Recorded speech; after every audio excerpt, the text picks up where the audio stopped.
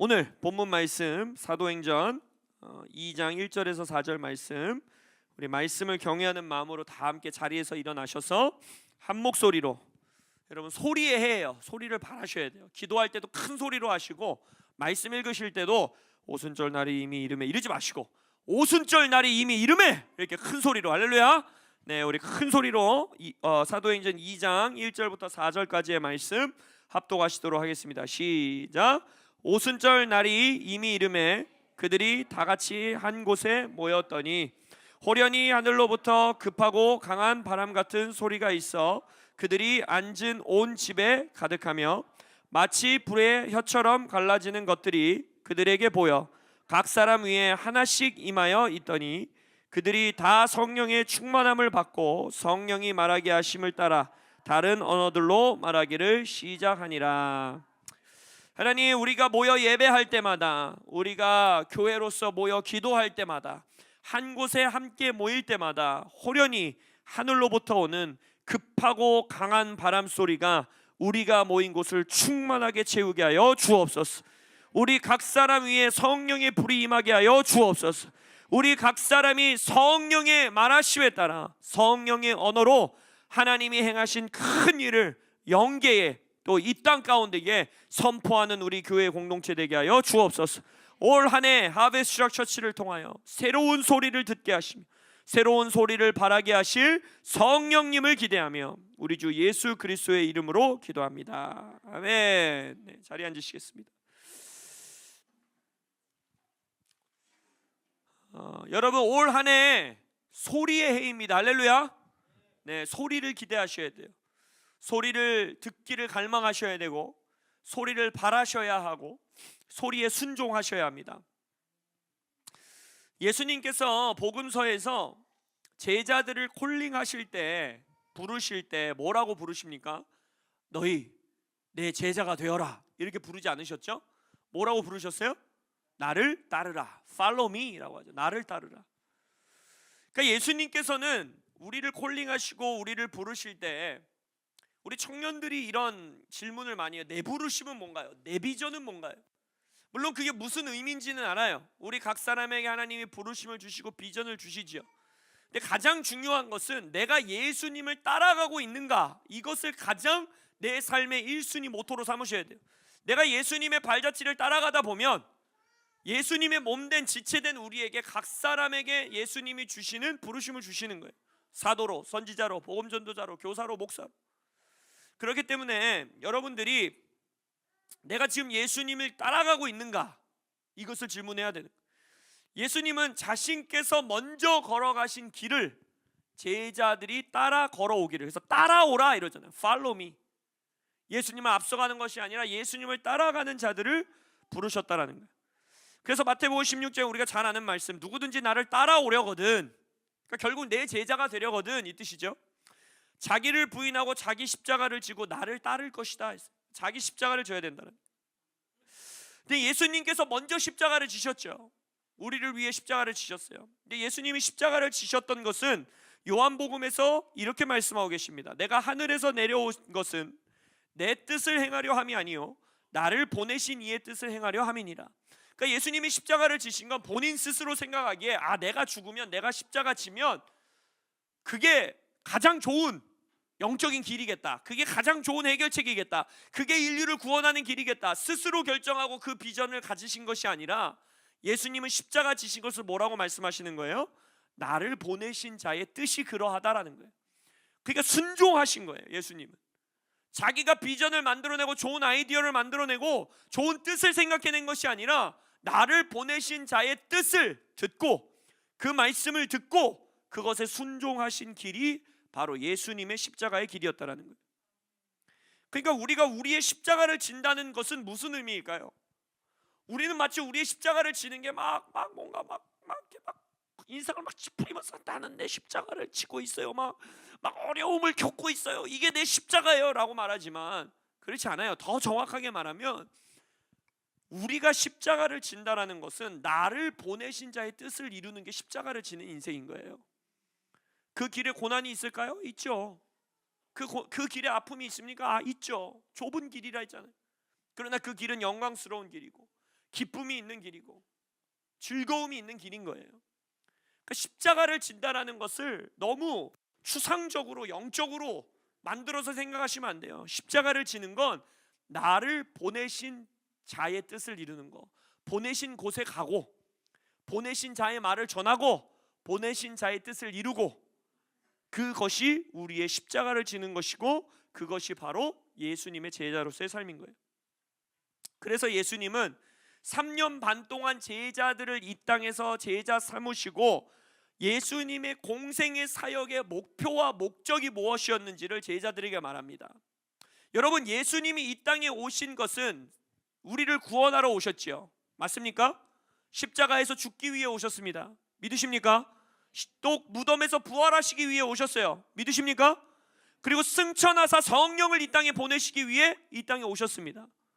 근데 예수님은 그것을 어떤 문장으로 표현하시느냐? 요한복음 20장, 이제 제자들이 부활하신 이후에 승천하시기 전 제자들에게 나타나셔서, 얘들아, 내가 보내신 자의 뜻을 이루기 위해 십자가에서 죽었고 부활한 목적이 있어. 내가 십자가에서 죽고 부활한 이유가 있어 라고 말하면서 제자들에게 말씀하시는 거예요. 손과 옆구리를 보이시니 제자들이 주를 보고 기뻐하더라. 그러니까 부활하셨다라는 거죠. 예수께서 또 이르시되 너희에게 평강이 있을지어다. 아버지께서 나를 보내신 것 같이 나도 너희를 보내노라. 이 말씀을 하시고 그들을 향하여 숨을 내쉬며 이르시되 성령을 받으라. 예수님의 죽음과 부활의 목적이 뭔지 아세요? 승천의 목적이 뭔지 아세요? 하나님 아버지가 아들 예수를 보낸 것 같이 우리의 주인 되신 예수님이 종된 우리를, 친구된 우리를, 제자된 우리를 파송하시는 게 목적이었어요. 그게 십자가의 죽음과 부활과 승천의 목적이에요. 왜 승천의 목적이냐?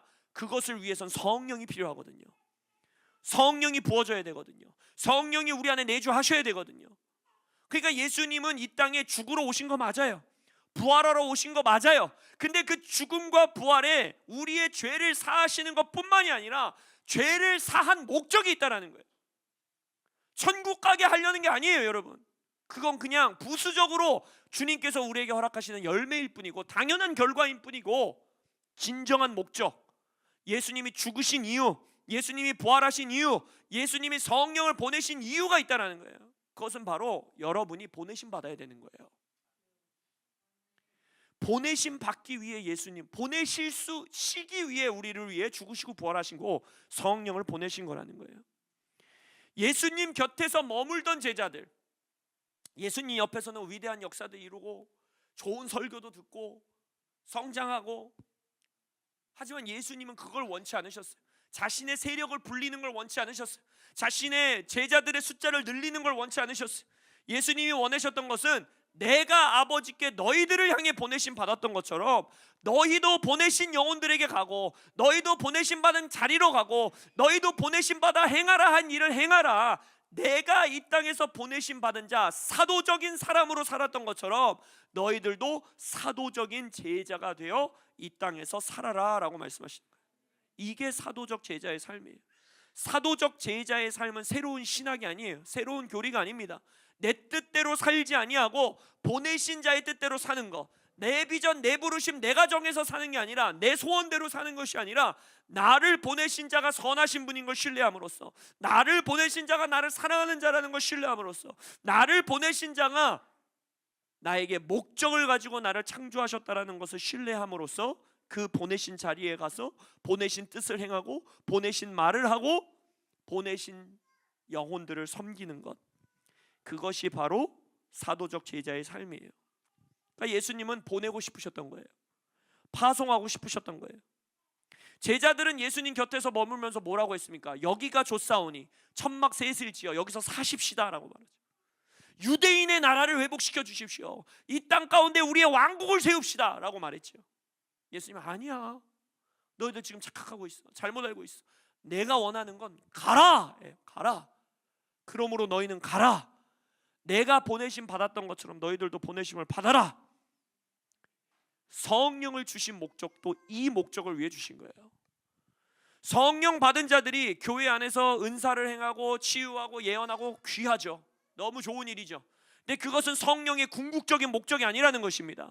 성령의 궁극적인 목적은 여러분이 교회 안에서 무장되고 연합되고 훈련받고 서로 지어져 감으로써 여러분을 파송하시는 게 성령의 역할이에요. ekbal로라고 하잖아요. 여러분들을 내보내시는 거예요. 여러분의 일터에, 여러분의 직장에, 여러분의 학교에, 여러분의 가정에, 거기서 성령의 역사가 일어나시길 예수 이름으로 축복합니다. 그게 성령의 부어짐의 목적인 거예요. 이것을 예수님은 다른 말로 표현하면 그것이 바로 하나님 나라적 차원의 삶이다 라고 표현하시는 거예요. 사도행전 오늘 2장 읽었지만 그 전에 1장에 그가 고난 받으신 후에 또한 그들에게 확실한 많은 증거로 친히 살아계심을 나타내사 죽고 부활하신 것을 증거하셨다라는 거예요. 그리고 나서 뭐라고 하느냐, 40일 동안 그들에게 보이시며 하나님 나라의 일을 말씀하시니라 라고 했어요. 하나님 나라의 일. 유대인들이었던 예수님의 제자들은요, 뭘 회복하고 싶었어요? 예수님과 함께 유대인의 나라를 회복하고 싶었어요. 다윗 자신들의 선조들의 영광을 다시 이 땅에 회복해서 로마 제국을 무너뜨리고 여기에 우리의 나라를 세워주십시오. 그게 당신과 우리가 하기 원하는 비전과 부르심입니다 라고 말했어요.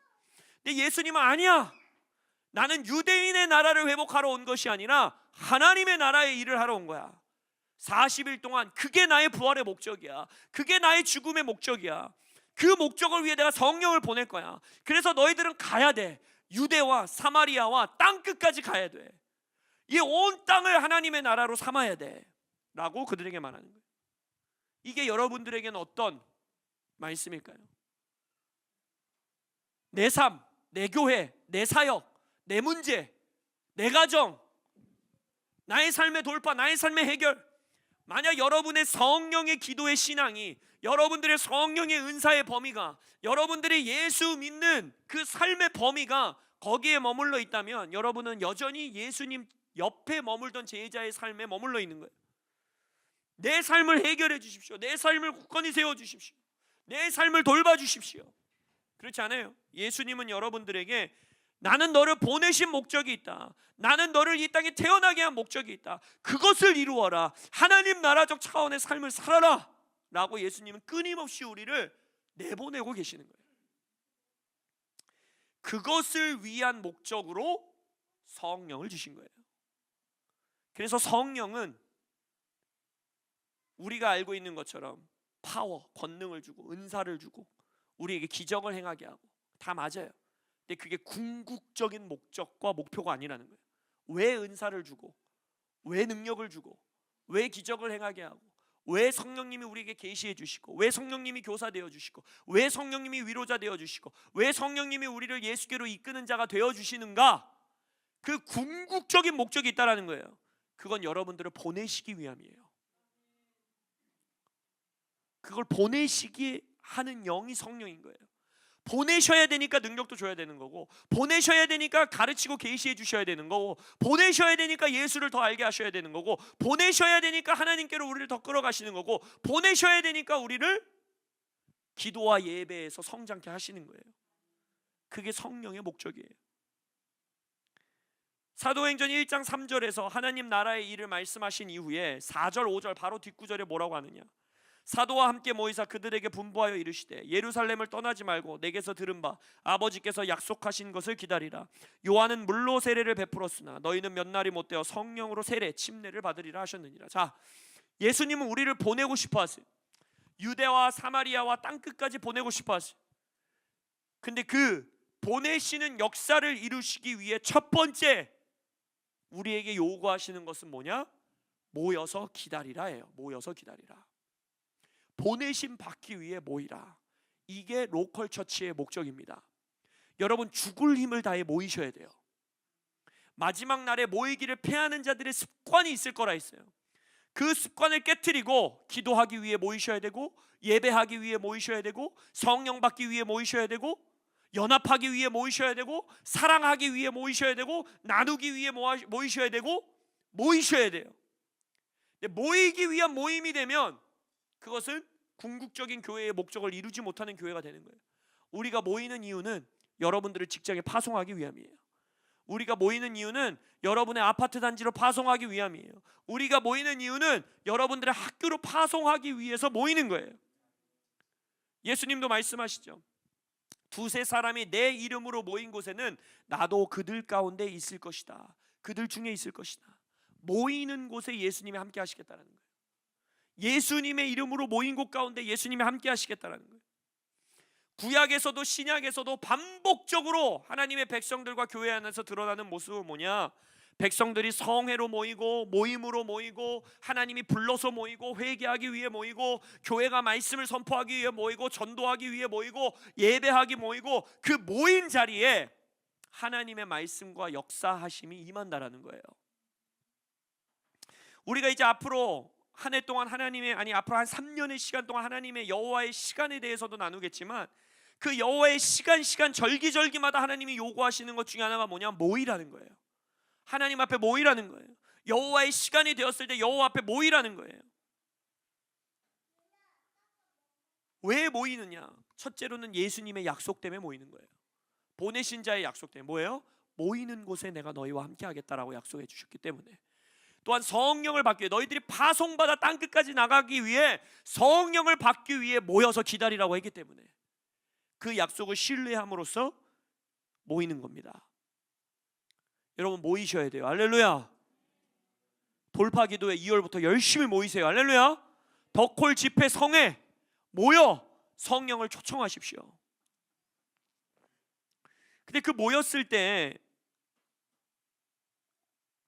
성령이 임하시게 되는데, 예수의 영이 임하시게 되는데 첫 번째 있었던 사건이 무엇이냐? 가장 먼저 호련히 하늘로부터 급하고 강한 바람 같은 소리가 있었더라 라고 말해요. 소리가 임합니다. 여러분 말씀 잘 읽으셔야 돼요. 이거 그냥 급하게 읽어보면 급하고 강한 바람이 거기를 채웠다라고 생각해요. 그렇지 않아요? 막 머리가 막 휘날리는 바람이 임한 게 아니에요. 바람 같은 소리, 막 같은 회오리 바람 같은 소리가 들린 거예요. 아마 막 봤을 거예요. 지금 막 창문 열어놨나? 어디서 바람 부나? 막 이렇게 봤을 거예요. 올해 소리의 해, 우리는 이 소리를 구하는 것입니다. 우리가 모인 곳에 성령의 소리가 충만하기를 선포합니다. 이 성령이 임했을 때 여러분 오늘 본문에 보면 호련히 하늘로부터 급하고 강한 바람 같은 소리가 있어 그들이 앉은 온 집에 가득하며 라고 되어 있어요. 집에 가득했다. 그리고 뒷구절에 나오면은 4절에 보면 그들이, 이제 각 개인 제자들이죠. 그들이 다 성령의 충만함을 받았다라고 말해요. 성령으로 충만했다. 우리 사람들이 성령으로 충만했다라는 이 충만했다라는 단어와 온 집안의 소리가 가득했다라는 이 가득했다라는 단어는요 어근이 똑같습니다. 그러니까 우리가 모인 장소와 시간 가운데에 성령이 가득히 충만하시는 순간이 있다라는 거예요. 찬양할 때, 예배할 때 이 공간을 성령님이 가득하게 충만하게 채우신다라는 거예요. 우린 그걸 갈망함으로 모이는 거예요. 소리가 임하기를, 소리로, 성령의 소리로, 하나님의 소리로 이곳을 충만히 채워주시기를. 말씀이 선포될 때, 찬양이 울려 퍼질 때 사람의 노래가 아니라, 목사의 설교가 아니라 성령의 말씀으로, 성령의 찬양으로, 성령의 소리로 이 공간이 채워지기를 예수님의 이름으로 선포합니다. 예수님의 이름으로 예수님의 제자들이 모인 그곳, 그 장소에 성령께서 일하시는 겁니다. 그래서 호야, 저 먼 곳, 그 먼 땅, 거기서부터 오는 게 복된 일이다. 할렐루야. 우리 고양시에서 오는 광기 형제님 명함을 내밀 수가 없어. 쟤는 조치원에서부터 옵니다. 할렐루야. 오셔야 돼요. 모이는 것 자체에 약속이 있는 거예요. 모임 그 자체에 성령의 소리가 그 공간을 충만하게 채우는 거예요. 모이셔야 돼요.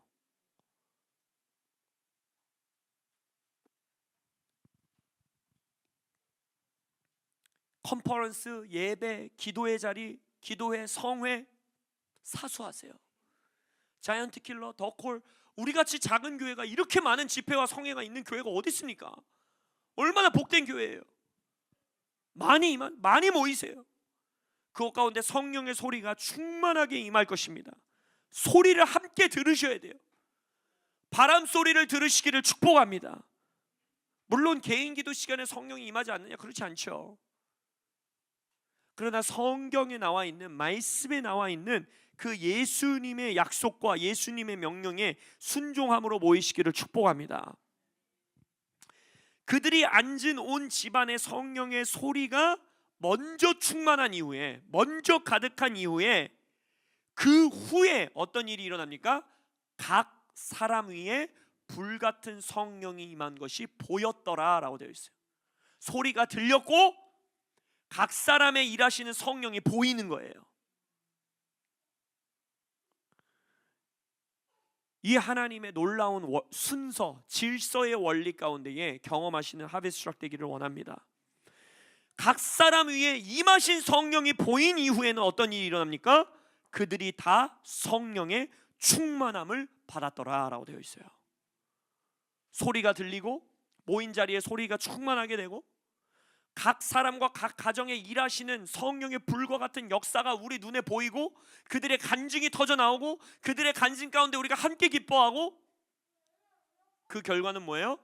교회의 모든 성도들이, 예수님의 모든 제자들이 성령으로 충만하게 되는 것입니다. 함께 모여 성령의 소리에 귀 기울이십시다. 함께 모여 저 가정에, 저 집사님의, 저 형제와 저 자매 위에 임하시는 성령의 불의 역사를 지켜보고 간증을 듣고 간증으로 함께 기뻐하는 교회 되시기를 축복합니다. 그리고 성령 충만한 자들 되시기를 예수님의 이름으로 선포합니다.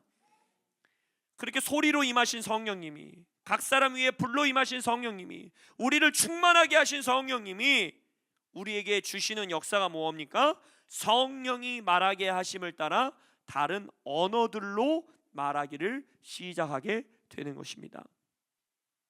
그래서 예전부터 오순절 교단이라든지 그런 또 물결의 운동에서는 성령 충만함의 가장 첫 번째 열매는, 증거는 방언이다. 그래서 방언을 굉장히 중시하죠. 저는 그 문화를 사랑합니다.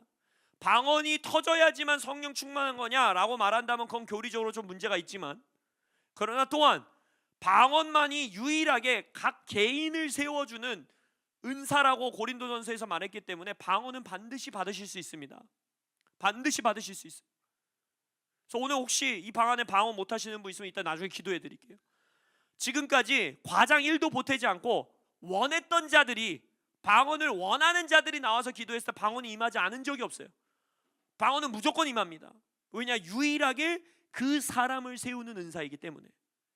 그 후에 의심이 들어서 연습하지 않아서 사그라든 자들은 있었을지 모르나 처음에 기도받으면서 방언이 임하지 않은 자들은 없었어요.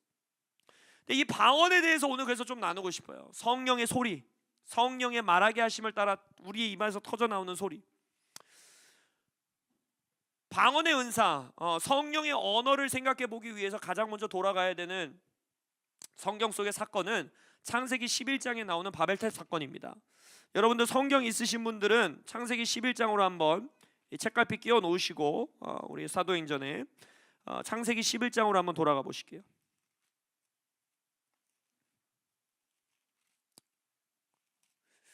창세기 11장에 보면 이렇게 시작해요. 온 땅의 언어가 하나요, 말이 하나였더라. 이걸 보면서 물론 신학자들끼리도 의견이 분분합니다. 이때 당시에 바벨탑 사건 전까지는 실제로 언어가 하나였다라고 말하는 분들도 있어요. 신학자들 가운데. 그러니까 말하자면 다 한국말을 했다라는 거예요.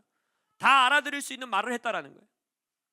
근데 저는 그 의견에 100% 동의할 수 없는 것이, 그리고 많은 신학자들이 또 동의하지 않는 사람들이 존재하는데, 그 이유는 뭐냐면 이미 창세기 10장에 노아와 아들들의 족보를 얘기하면서 반복적으로 등장하는 표현이 뭐냐면 각기 언어와 종족과 나라대로 여기저기에 머물렀더라. 바닷가 땅에 머물렀더라. 산지에 머물렀더라. 그러니까 이미 언어와 종족과 민족이 나눠졌다라는 거예요. 10장에서 이미 언어가 나눠졌고 종족이 나눠졌고 나라가 나눠졌어요. 민족이 나눠졌어요. 그렇기 때문에 여기 11장 1절에서 말하고 있는 말이 온 땅의 언어가 하나였다, 말이 하나였다라는 것은 단순히 다 영어 했다, 다 스페인어 말했다, 다 한국말 말했다, 라는 것 이상의 의미가 담겨 있는 것입니다. 그리고 혹여나 다른 신학자들의 해석과 같이 정말로 언어가 하나였다라고 할지라도 그냥 똑같은 말을 했다라는 의미만 포함하고 있는 구절은 아니에요. 왜냐? 그 뒷구절을 보면 이들이 어떤 일을 하냐면 하나님께서는 태초부터 보내시기를 원했어요. 예수님부터 그런 게 아니에요. 태초부터 아담과 하와를 창조하신 이후에 뭐라고 했어요? 온 땅에 어떻게 하라 그랬어요? 생육하고 번성하고 충만해라. 에덴이라는 지역에서 너희들이 이 누리고 있는 걸 에덴에 머무르라고 하신 적이 없어요. 온 땅을 너희들이 에덴 동산과 같이 만들어야 된다. 그래서 애도 많이 낳고 가서 정복하고 다스려라 라고 말했죠. 처음부터 하나님은 보내고 싶으셨어요. 근데 이 사람들은 어떻게 해요? 언어가 하나이고 말이 하나인 이 바벨 백성들이 어떻게 합니까? 이 땅의 백성들이 어떻게 합니까? 우리는 흩어짐을 면하자라고 4절에 말해요. 나가지 말자, 보내심 받지 말자, 우리끼리 모여서 높은 탑을 쌓자. 왜? 우리가 하나님의 자리를 대신하자는 거예요. 우리의 나라를 세우자는 거예요. 우리의 목적을 이루자라는 거예요. 그래서 여기서 언어가 하나였고 말이 하나였다라는 것의 의미는 뭐냐면 이들이 하나님을 대적하여 품은 이 뜻을 한 마음 한 뜻이 되어 연합하여 이룰 수 있는 능력이 있었다라는 거예요. 그 말을 어디서 알 수 있느냐? 하나님이 이들에게 말합니다. 6절에 보면 여호와께서 이르시되 이 무리가 한 족속이요 언어도 하나이므로 이같이 시작하였으니 이후로는 그 하고자 하는 일을 막을 수 없겠다라고 말해요. 엄청난 영적인 능력이 있었다라는 거예요. 아까 말씀드렸죠. 10장에서 이미 여러 족속과 여러 언어와 여러 민족으로 나누어졌다고 했는데 하나님은 지금 뭐래요? 이들이 지금 한 족속이 됐다라는 거예요. 한 족속. 언어와 말이 하나이기 때문에. 그러니까 이건 그냥 똑같은 말을 했다라는 게 아니라 완전히 한 몸을 이루고 완전히 연합하여서 그들이 품고 있는 뜻을 이루어낼 수 있는 어마어마한 영적 능력이 그들에게 있었다는 거예요. 이게 왜 단순히 말이 똑같았다라는 의미가 아니냐면 여러분하고 저하고 무슨 말 합니까? 지금 무슨 언어 씁니까? 한국말 하시죠? 저와 여러분의 마음이 정말 나뉘어질 수 없게 한 족속, 한 마음 한 뜻으로 온전히 연합되어 있을지어다. 할렐루야. 근데 그렇지 않잖아요. 부부 사이에도 똑같은 언어, 똑같은 말 하는데 한 몸을 이루는 게 쉽지 않잖아요. 그죠? 그때 이 사건이 일어난 거예요. 바벨탑의 사건. 바벨탑의 사건은 한국어, 영어, 스페인어, 이탈리아 이걸 나눈 게 아니라 그들의 말을 흩으셨다는 이유는 뭐냐면 인간과 인간이 그들의 언어와 그들의 행동과 그들의 삶을 통하여서 완전히 한 몸을 이룰 수 있는 능력, 완전히 한 족속이 될 수 있는 능력, 그래서 하나님까지도 대적할 수 있는 엄청난 영적인 파워를 갖는, 그래서 연합의 능력이 있는 거거든요. 여러분, 그거를 하나님이 흩으셨다는 거예요. 언어를 흩으셨다는 게 바로 그거예요. 그래서 인간은 온전히 연합하고 온전히 하나 되고 그래서 하나님의 뜻을 온전히 이루어낼 수 있는 능력을 상실해 버리게 됩니다. 그냥 하나님을 대적하는 뜻을 온전히 이룰 수 있는 능력을 상실한 것 마찬가지로 하나님의 뜻을 온전히 이룰 수 있는 완전한 연합, 온전한 연합을 이룰 수 있는 능력이 상실된 거예요. 언제까지 이게 상실된 거예요? 성령이 임하기 전까지. 이게 방언의 능력이에요. 방언이 왜 중요한지 아세요? 우리는 우리의 말과 우리의 노력과 우리의 행동으로는 완전히 하나, 온전히 하나, 내가 너 안에 너가 내 안에 아버지와 아들이 하나인 것 같이 너들도 다 하나가 되어 하나님 안에 있으라, 이 말을 이루어낼 수 있는 자들이 아니에요. 우리가 이루어낼 수 있는 그 힘은 어디서 오느냐? 성령이 말하게 하심을 따라 우리의 언어가 하나가 되어야 되는 거예요. 할렐루야. 이거는 방언을 똑같이 해야 된다는 게 아니에요. 오늘 본문에서도 2장, 사도행전 2장으로 다시 넘어오셔서 보시면 엄청난 나라에서 온 수많은 사람들이 우리가 우리의 언어로, 각자의 언어로 하나님이 행하신 크신 역사의 이야기들을 듣고 있다라고 말하죠. 그러니까 권사님은 랄랄랄라 방언하고 있고, 장로님은 따따따따 방언하고 있고, 저는 아리아리아리아라송 방언을 하고 있어도 방언의 소리가 다르고 말이 다른 것 같아도 성령의 바람 소리 안에서, 성령의 임하시는 불 가운데서 우리가 성령이 말하게 하심을 따라 여러 가지 언어로 말할 때에 우리는 하나님이 우리를 보내신 목적을 온전히 이룰 수 있는 한몸됨, 하나됨, 연합을 이룰 수 있게 되는 겁니다. 교회가 교회될 수 있는 능력이 여기서 나오는 거예요. 교회는 한 몸 이루지 않고 서로 연결되어 함께 지어져 가지 않으면 그 교회에게 보내신 자의 뜻을 이룰 수 있는 능력이 없어요. 그러나 우리가 하베스트락 처치라는 교회가 보내신 받은 뜻을 이룰 수 있는 힘은 어디서 나오느냐?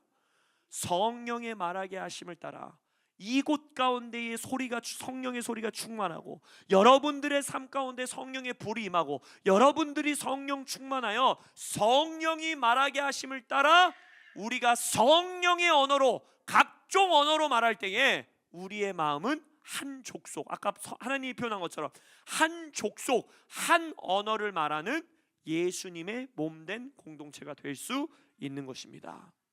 방언은 단순히 기도 시간 채우기 위한 도구가 아니에요. 교회 차원으로 함께 방언을 한다라는 것, 우리가 함께 모여 방언을 한다라는 것, 물론 개인 기도 시간에 방언하는 것이 여러분들의 영을 세운다라고 성경에서 말하고 있어요. 고린도전서에서 말하고 있어요. 그래서 바울도 말하죠. 나는 누구보다 방언 많이 말하는 것을 자랑한다라고 말해요. 개인 기도 시간에 많은 방언하시기를 축복합니다. 그러나 함께 모여 우리가 성령의 소리와 하나 되어 방언할 때에 그 방언이 가져오는 능력은 무엇이냐? 첫째, 하나님이 행하시는 일을 우리의 영 가운데 선포하는 거예요. 하나님이 행하실 새 일을 우리의 영에 선포하는 거예요. 그래서 저는 우리 교회에 방언 통변의 은사를 가진 자들이 많이 일어나기를 축복합니다. 우리가 다 같이 방언할 때 그 방언 통변을 할 수 있는 자들이 전 여기 있었으면 좋겠어요. 하나님이 지금 행하시는 그게 제일 놀라운 예언 아닙니까? 이미 성령이 하고 있는 말을 통변하는 게 그것만큼 놀라운 예언이 어디 있겠어요? 그리고 두 번째 역사는 무엇이냐? 우리를 한 가족 만드는 거예요. 한 혈통을 만드시는 거예요. 한 족속을 만드시는 거예요. 왜 연합하게 합니까? 왜 한 족속에 만들게 합니까? 누구도 우리가 보내신 자의 뜻을 이루는 것을 막아설 수 없게 하기 위함입니다.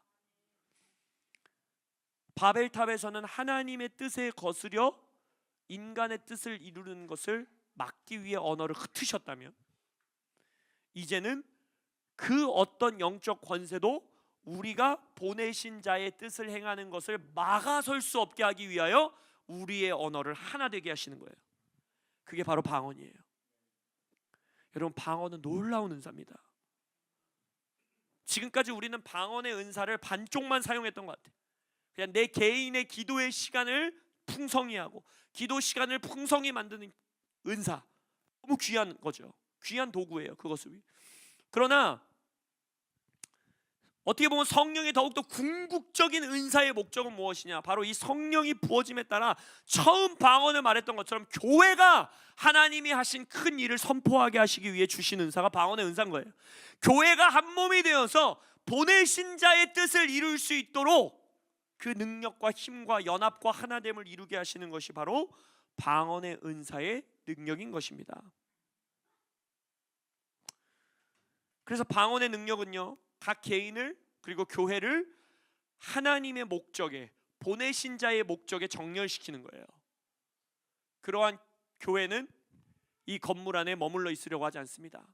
그러한 교회는 이 교회 안에서 은혜 받는 것으로만 만족하지 않습니다. 그 교회는 갑니다. 그 교회는 파송받습니다.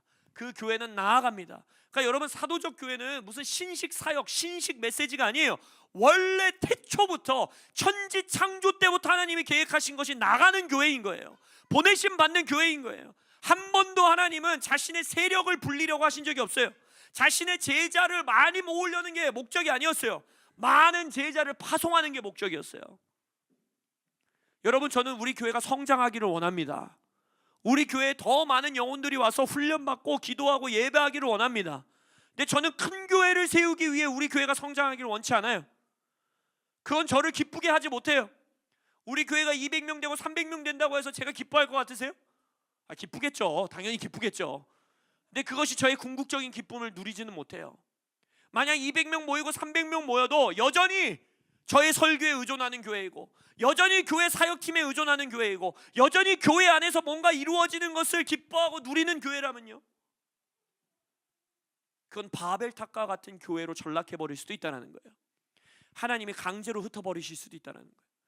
여러분, 실은 사도행전 제자들도요, 1세기 교회 때 이걸 온전히 이해하지 못했어요. 그래서 그들도 유대를 떠나지 않습니다. 예루살렘을 떠나지 않아요. 그러니까 하나님이 어떻게 합니까? 어떻게 해요? 교회에 대한 핍박을 허용하시죠. 왜? 그들을 온 아시아까지 흩어버리시기 위해서. 그러니까 바벨탑에서 흩으신 것은 하나님의 목적에 반하는 자들을 흩어버리기 위해서 흩으신 거라면, 성령의 말하게 하심을 따라 기도하는 자들, 한 곳에 모여 예배하는 자들은 하나님이 때로 우리가 이해하지 못하면, 아이고 이놈아 아직도 이해 못하겠냐, 알았다 도와주겠다 라고 하시면서 우리를 어쨌든 ek발로 보내신다라는 거예요. 주수의 일꾼을 보내소서. 그 기도에 ek발로라는 단어가요, 젠틀하게 야 얼른 가 이렇게 하는 보내시다가 아니에요. ek발로의 헬라어의 뜻은요, 엉덩이를 걷어 차다라는 뜻이에요. 강력하게 내보낸다는 뜻이에요. 완전 밀어붙인다는 거예요. 그러니까 여러분, 하나님이 엉덩이 걷어치기 전에 가십시다. 할렐루야. 가정에서 기도하세요. 그래서 우리 가는 첫 단계로 다음 주 설교는, 우리 말했죠, 올해 한 해 우리는 가정 예배로 회복할 거예요. 가정에서 예배하셔야 돼요. 첫 번째 단계예요. 그게 가정에서조차 예배하지 않으면 일터에서 어떻게 예배하실 겁니까? 가정에서조차 파송받아 나가지 않으면, 교회에서 가정으로 파송받아 나가지 않으면 직장으로, 학교로 어떻게 우리의 자녀들을 파송하실 거예요?